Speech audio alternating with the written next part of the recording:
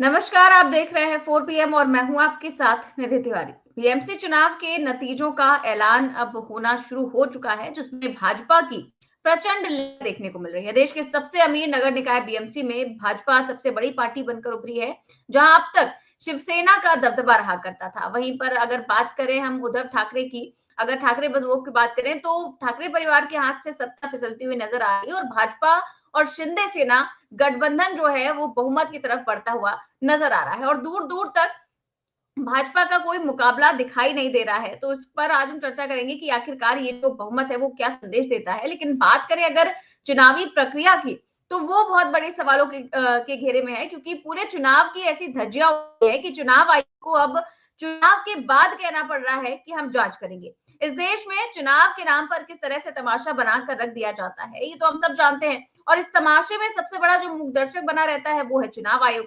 तो कल महाराष्ट्र में जिस तरह से वोटिंग हुई और वोटिंग के दौरान तमाम वीडियो सामने आए, वो सवाल खड़े करते हैं। बीएमसी चुनाव में इलेक्शन कमीशन ने जो स्याही का इस्तेमाल किया था, उसको लेकर विवाद हो गया कि उसमें जो स्याही नॉर्मली यूज होती है चुनावों में, वो नहीं हुई, बल्कि एक अलग तरह का मार्कर इस्तेमाल किया गया और वो मार्कर भी ऐसा कि उसको उसकी जो इंक थी वो बड़ी आसानी से सैनिटाइजर या फिर नेल पेंट रिमूवर से आसानी से मिटाई जा सकती है। और ऐसी तस्वीरें पूरे सोशल मीडिया पर भरी पड़ी थी और तमाम विपक्षी नेता जो है उस पर सवाल उठा रहे थे।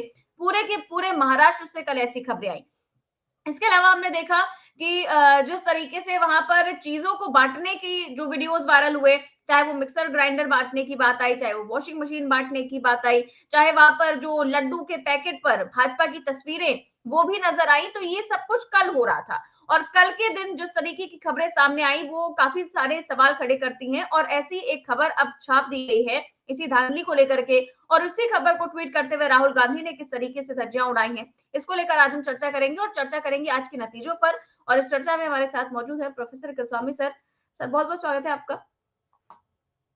तो सर नतीजों पर बात करें उससे पहले बात करते हैं कल जिस तरीके से वीडियोस वायरल हुए और काफी सारे वीडियोस थे हमने देखे और सोशल मीडिया पर तमाम तरह के जो वीडियोस थे वो सामने आ रहे थे कि जब स्टेट इलेक्शन कमीशन कमिश्नर जो है उन्होंने इस वीडियो का संज्ञान लिया। वीडियो में क्या है पहले वो दिखाते हैं।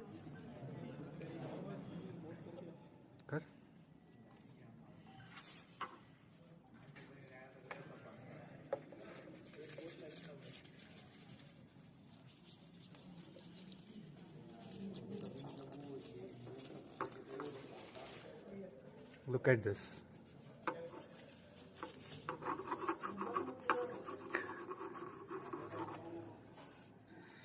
Just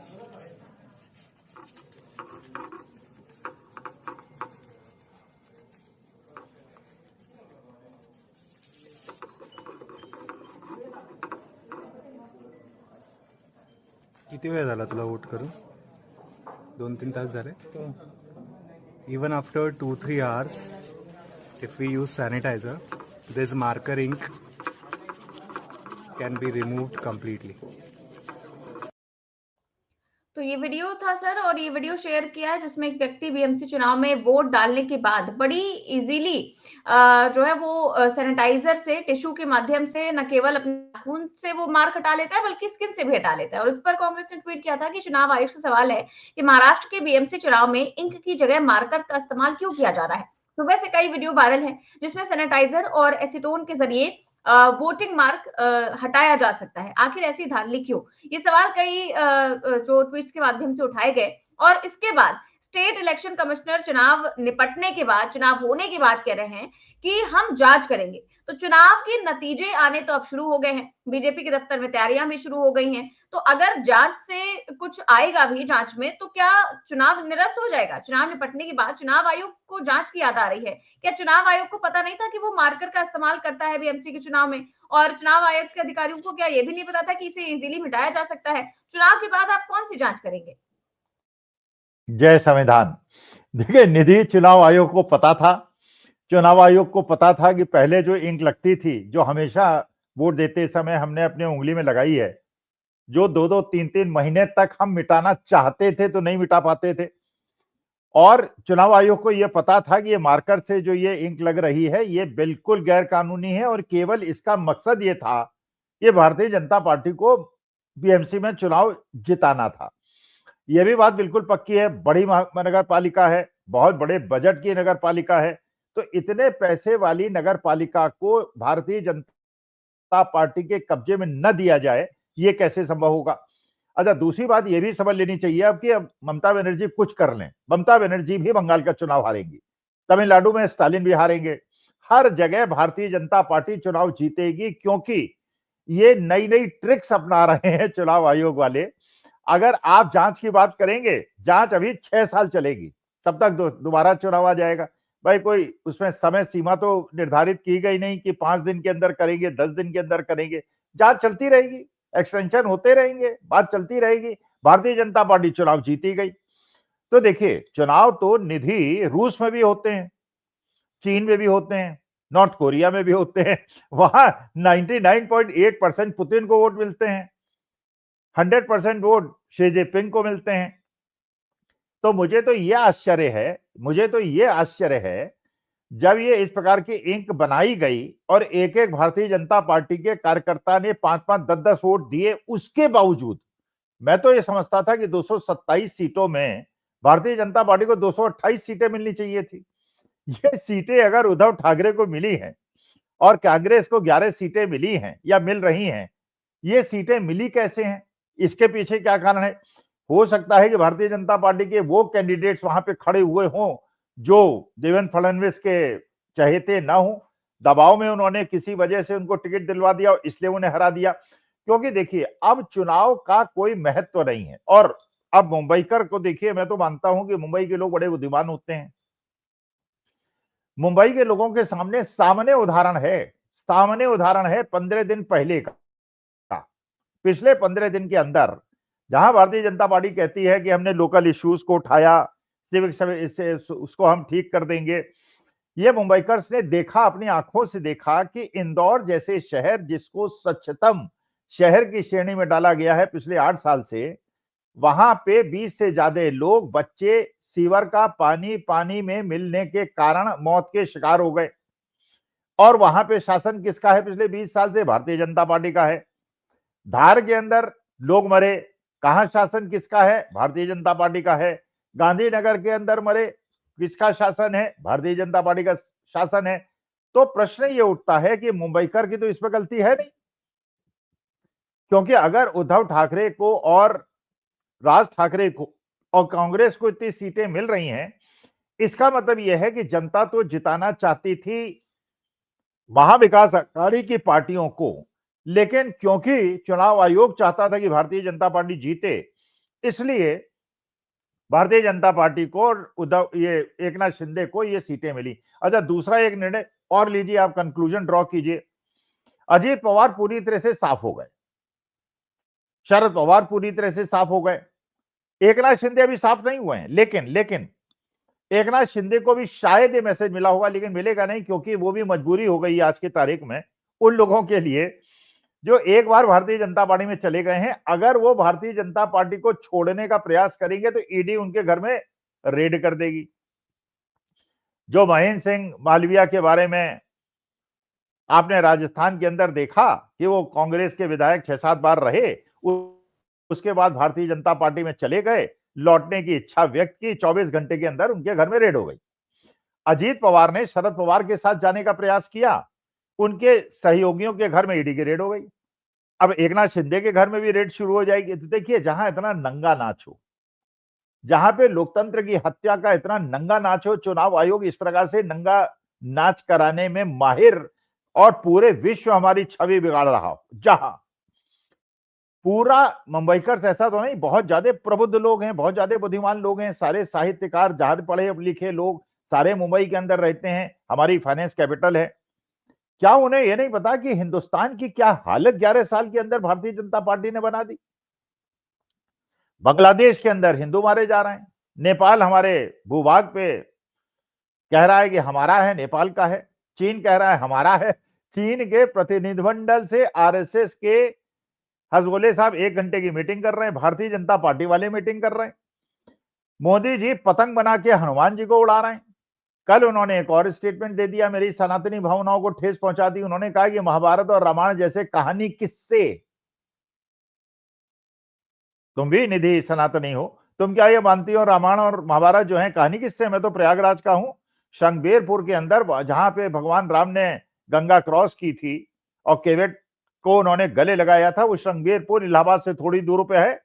सारे प्रमाण है कि महाभारत हुई थी और रामायण हुई थी, और मोदी जी उसको कहानी किससे बता रहे हैं। बांग्लादेश में हिंदू मारे जा रहे हैं और भारतीय जनता पार्टी की बातें खेली जा रही हैं कि चलो जितने ज्यादा हिंदू बांग्लादेश में मारे जाएंगे उतना ज्यादा हमें फायदा होगा। और चुनाव आयोग सारी मान मर्यादाओं को छोड़कर, सारी शर्म हया को छोड़कर, वरना बताइए, वो जो इंक टेस्टेड थी, बहुत सालों से टेस्टेड थी, जहां पे इंक मिट नहीं सकती थी, वहां पे इस प्रकार के मार्कर का उपयोग, इसका मतलब यह है ये नए नए हथकंडे अपनाएंगे, अलग अलग तरह के हथकंड। और ये एक्सट्रीम इनका हथकंडा क्या होगा, मैं राय उनको कोई सजेशन नहीं दे रहा हूं, लेकिन हो सकता है इन्होंने करना शुरू कर दिया हो। वोट किसी ईवीएम में डलवाएंगे, गिनती किसी ईवीएम की कराएंगे। तो विपक्ष को अब ये सोचना होगा, देश की जनता को सोचना होगा, ये सरकार जो बाहरी आक्रमणों से, बाहरी खतरों को नहीं झेल पा रही है, और जिस प्रकार से ट्रंप 500% टैक्स की बात कर रहे हैं, और जिस प्रकार से चीन हम पे आक्रामक हो रहा है, और आज दूसरी बार पाकिस्तान ने हमारी सीमाओं के अंदर अपने ड्रोन भेज दिए हैं, 3 दिन के अंदर 2 बार ड्रोन भेज के वो कह रहा है कि हम आपको उकसाएंगे, और अगर आप पलटवार करेंगे तो चीन, बांग्लादेश और पाकिस्तान से हमें, और ये आर्मी चीफ ने कह दिया, आर्मी चीफ ने कहा कि ऑपरेशन सिंदूर के अंदर हम पाकिस्तान से नहीं लड़ रहे थे, और आर्मी चीफ की उस बात का ये लोग संदर्भ नहीं ले रहे।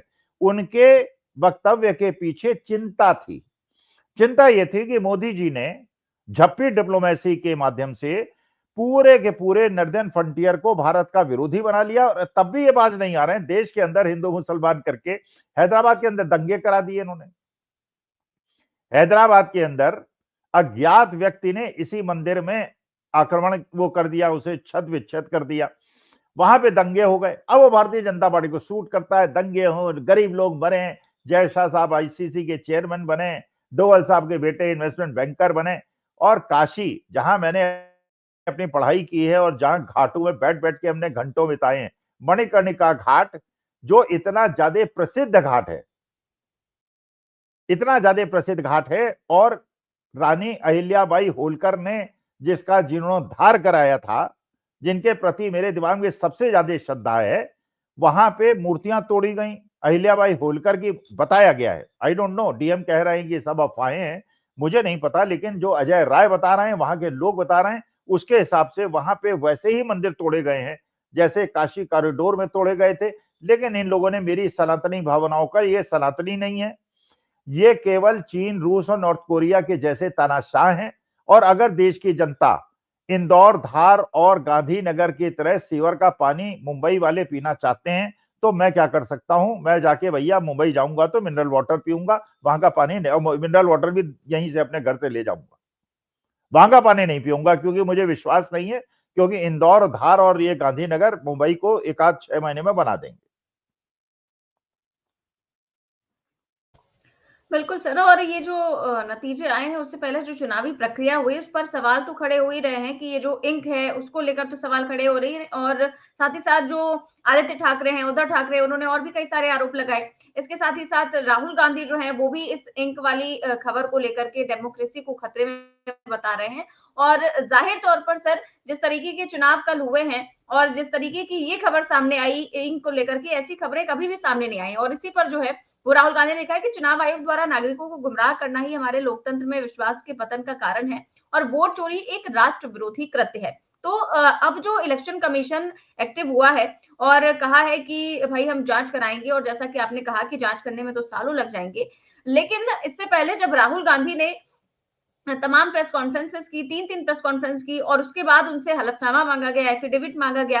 अगर उसकी बजाय इन वोट चोरी की जांच की जाती, तो मुझे नहीं लगता कि इस प्रकार का कृत्य जो है वो कल किया जा सकता। क्या चुनाव अधिकारियों को नहीं पता था कि ये इस प्रकार की स्याही है जो कि रिमूव हो सकती है, और इससे बाद में जो हंगामा है वो बढ़ सकता है, क्योंकि जाहिर तौर पर जो विपक्षी नेता है वो तो सवाल उठाएंगे ही उठाएंगे कि अगर वोट कम हुए हैं तो क्या इसी वजह से हुए हैं कि बार-बार जाकर के स्याही छुड़ाई और लोगों ने जाकर के वोट डाल दिया। तो फिर जो इस तरीके का कृत्य है, चुनाव आयोग में जितना विश्वास कम हो रहा है, आगे आने वाले चुनाव में इसका क्या हाल देखने को मिलेगा? Who cares, who cares. देखिए तानाशाह जो है इन चीजों की चिंता थोड़ी करता है। तानाशाह तो ये जानता है कि उसे कुर्सी में जमे रहना है, अगर वो कुर्सी से उतरेगा तो उसके लिए खतरे से खाली नहीं है स्थिति। इसीलिए उन्होंने मुख्य चुनाव आयुक्त को हर कानूनी बाधाओं से दूर कर दिया, उनपे कोई कानूनी केस नहीं चल सकता, इसीलिए किया है क्योंकि ये सब करना था। तो देखिए आप सूते को जगा सकते हैं, जगते को थोड़ी जगा सकते हैं। जब जानबूझ के सब कुछ किया जा रहा है, आप करते रहिए ट्वीट, आप प्रश्न उठाते रहिए, जनता आपके साथ होगी लेकिन चुनाव नहीं जीतेंगे आप। जनता आपके साथ होगी लेकिन चुनाव नहीं जीतेंगे।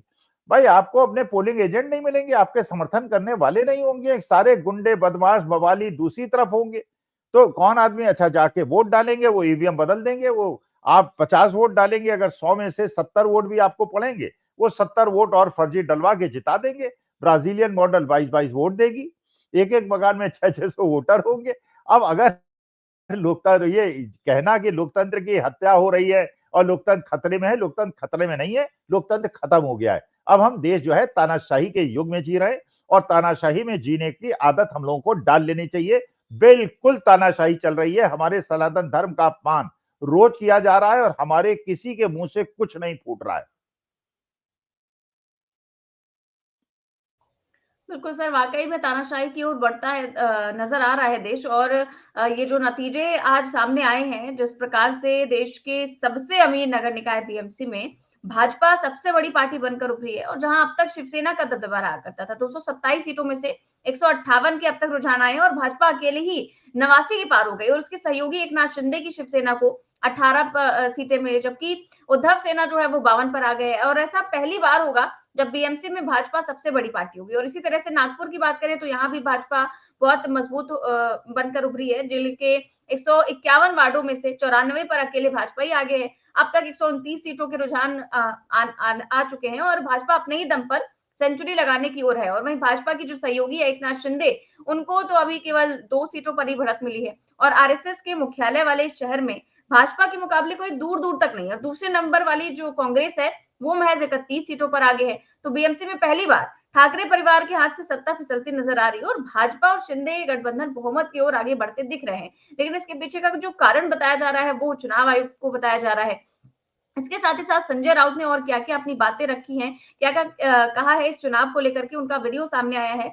वो भी दिखाते हैं कि आखिरकार वो इस चुनाव को किस प्रकार से देखते हैं। जैसे कल से लेकर आज तक तमाम विपक्षी नेताओं ने अपनी-अपनी बातें रखी और अपने-अपने दावे पेश किए कि आखिरकार इस चुनाव को किस तरीके से चोरी किया जा रहा है। तो अब जो संजय राउत हैं उन्होंने क्या कुछ कहा है, उनका जो वीडियो सामने आया है वो दिखाते हैं। देखिए, बात ऐसी है कि मुंबई जैसे शहर में जो वोटिंग पैटर्न चलाया सरकार ने, ये बेहद गंभीर बात है। हजारों लोगों के नाम गायब रहे जिसने विधानसभा में वोट किया है, और ऐसे एरिया से गायब हो गए जहां शिवसेना को या महाराष्ट्र नवनिर्माण सेना को या कांग्रेस को वोट हुए, वहां से हजारों लोगों के नाम गायब हो गए। ये पहली बात। दूसरी बात, ईवीएम मशीन बार बार बंद होती रही बहुत से प्रभागों में। जहां राष्ट्रवादी कांग्रेस को बटन दबाया गया है वहां कमल के ऊपर लाइट ऑन होती है। वैसा मशाल का हो गया, वैसा इंजन का हो गया। और चुनाव आयोग के जो लोग हैं वो हमारी शिकायत सुनने को तैयार नहीं। कल शाम को 6 बजे तुरंत ये वोटिंग खत्म होने के बाद मुंबई महापालिका के कमिश्नर और बीजेपी के लोगों में, वरिष्ठ लोगों में एक मीटिंग हो गई। क्यों हो गई? कोड ऑफ कंडक्ट चल रहा है, आचार संहिता चल रही है। आप 1.5 घंटे तक कमिश्नर के साथ बैठते हो और क्या तय करते हो? आज का जो रिजल्ट है वो आपने तय किया। ये बहुत गंभीर बात है। वोटिंग परसेंटेज अभी तक नहीं आया था, सुबह तक नहीं आया था। देखिए, वोटिंग परसेंटेज सुबह तक नहीं आया, लेकिन कल शाम को 5 बजे से एग्जिट पोल आना शुरू हो गया। हम लोग इंतजार कर रहे थे वोटिंग परसेंटेज का,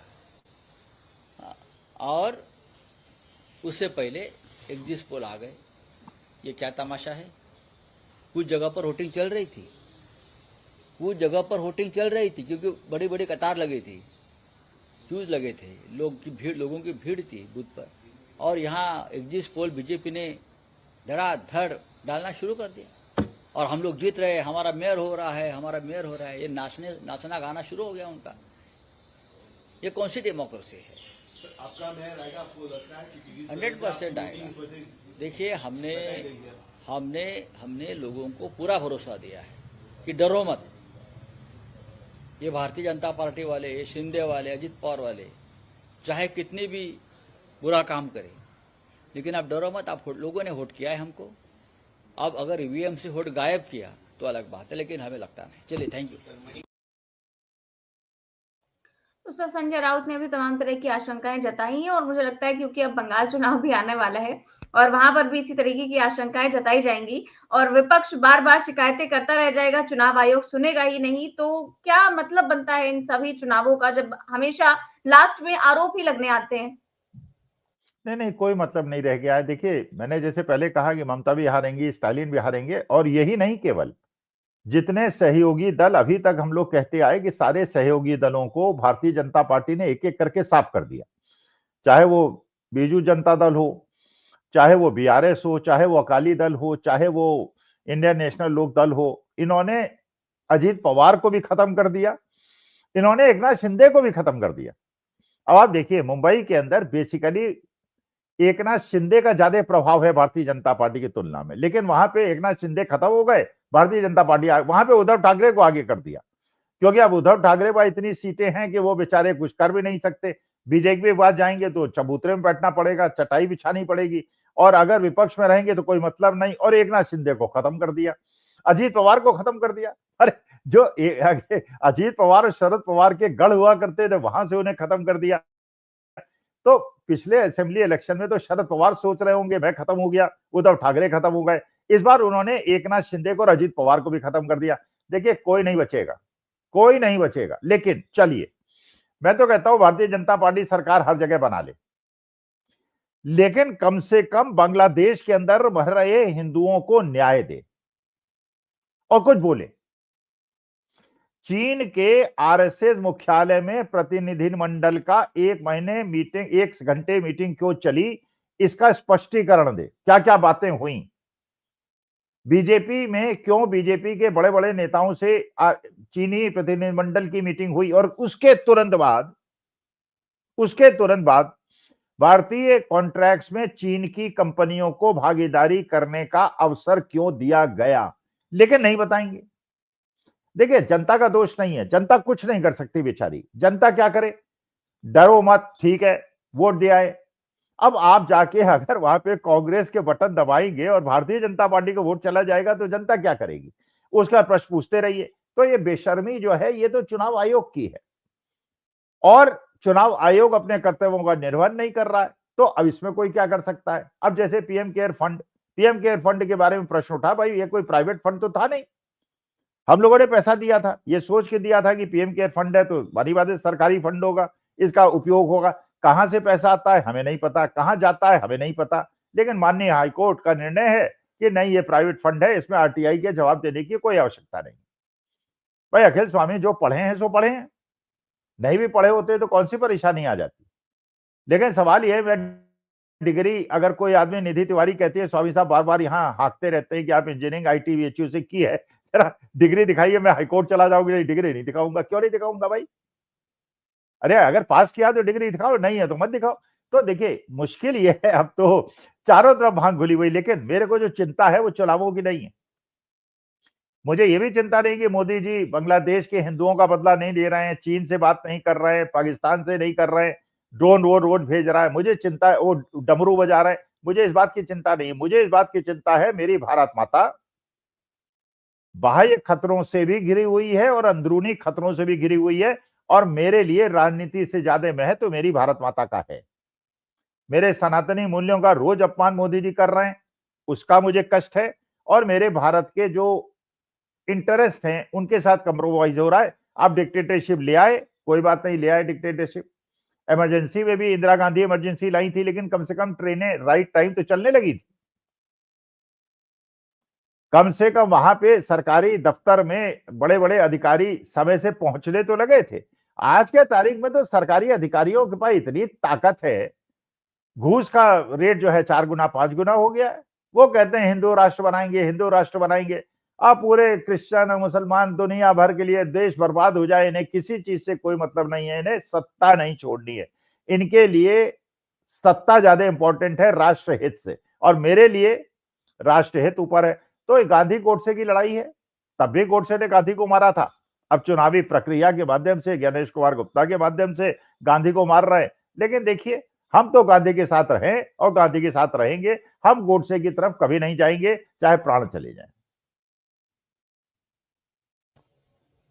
बिल्कुल सही बात है सर। और आपने अभी पीएम की एक योजना का जिक्र किया। एक और योजना जो है प्रधानमंत्री इंटर्नशिप योजना, उसका मैं एक फोटो दिखाना चाहूंगी। एक ट्वीट किया है कांग्रेस ने कि मोदी सरकार ने प्रधानमंत्री इंटर्नशिप योजना शुरू की थी, जिसके तहत युवाओं को रोजगार दिलाना था। लेकिन सरकार ने 2025 अप्रैल नवंबर में इस योजना के बजट का सिर्फ 4% पैसा ही खर्च किया। बजट का 96% पैसा सरकार इस्तेमाल ही नहीं कर पाई। कुल मिलाकर मोदी सरकार की एक और स्कीम का डिब्बा गोल हो गया। पीएम इंटर्नशिप स्कीम बुरी तरह पिट गई। साफ है कि सरकार के पास न रोजगार देने का विजन है, ना ही बेरोजगारी मिटाने का प्लान। वैसे कोई पहली बार नहीं है, इससे पहले make in India, skill India, smart city, Namami Gange, स्वच्छ भारत अभियान, जल जीवन मिशन जैसी स्कीमें भी फुस साबित हो चुकी हैं। असलियत यह है कि इन स्कीमों की आड़ में बीजेपी सरकार ने सिर्फ अपना खोखला पीआर किया है, करोड़ों का घपला किया है और दबाकर मोटी मलाई खाई है।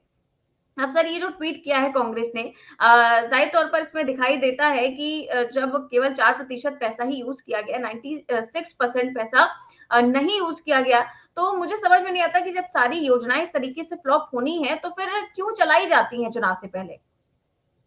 देखिए, केवल कागजों के लिए चलाई जाती हैं, और ये भारतीय जनता पार्टी को पता है कि चाहे स्कीम चलाएं या न चलाएं, इंदौर में, धार में, गांधीनगर में लोग सीवर का पानी पीने से मर जाएं, किसान 13 महीने बैठे रहें, बच्चों को लाठीचार्ज किया जाए, उनके पेपर लीक हो जाए, चुनाव यही जीतेंगे। भाई देखिए, उनका अल्टीमेट ऑब्जेक्टिव नेशनल इंटरेस्ट नहीं है, वरना वो चीनी प्रतिनिधिमंडल से आरएसएस और बीजेपी वाले एक एक घंटे की मीटिंग ना करते। उनको देश की कोई चिंता ही नहीं है, हमें देश की चिंता है। वो देश को खा रहे हैं, हम देश को बचा रहे हैं। अब देखिए, अंग्रेजों के चंगुल से हम लोगों ने छुड़वाया था, अब इनके चंगुल से हम देश को छुड़ा पाएंगे नहीं छुड़ा पाएंगे, it is a matter of time. लेकिन संघर्ष करेंगे, देश को बचाने के लिए संघर्ष करेंगे, भारत माता के जो ऋण हमारे ऊपर है उससे उन्नति होने का प्रयास करेंगे। हो पाएगा तो हो पाएगा, नहीं तो प्राण दे देंगे देश के लिए। बिल्कुल सर, ये बहुत बड़ी चुनौती है और विपक्ष तो इसके लिए लगा ही हुआ है। लेकिन सड़कों पर नज़र नहीं आ रहा है, कुछ भी उनकी जो तस्वीरें हैं वो नज़र नहीं आ रही हैं। एक रैली करते हैं, शांत हो जाते हैं, ट्वीट करते हैं, शांत हो जाते हैं, बयान देते हैं और फिर शांत हो जाते हैं। लेकिन इसके आगे अगर वो नहीं बढ़ रहे हैं तो ज़ाहिर तौर पर लोकतंत्र खतरे में है और वो केवल बोल के ही चुप रहने से कुछ नहीं होगा, उनको करना भी पड़ेगा। और बहुत-बहुत शुक्रिया सर आपका आज की चर्चा के लिए। तो आप देख रहे थे आज की चर्चा। कैसी लगी आपको? हमें कमेंट बॉक्स में अपनी राय ज़रूर दें। चैनल को सब्सक्राइब भी करें और जॉइन भी करें। नमस्कार।